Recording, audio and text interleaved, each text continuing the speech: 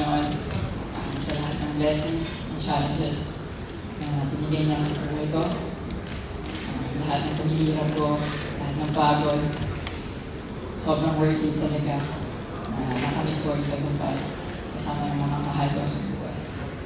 Sa team ko, of course, sa napakaganda kong partner, Chloe, maraming salamat sa pag-aalaga sa mental health.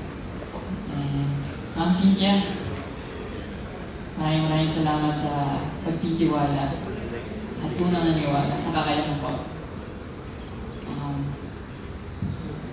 Sa mga athletes, Olympians na nakasama ko sa training camp, sobrang niya ako na-motivate. Alam ko yung mga pinagdadaanan niyo. Sobra ako saludo sa mga achievements na na-achieve natin. At syempre, kay Coach Aldrin.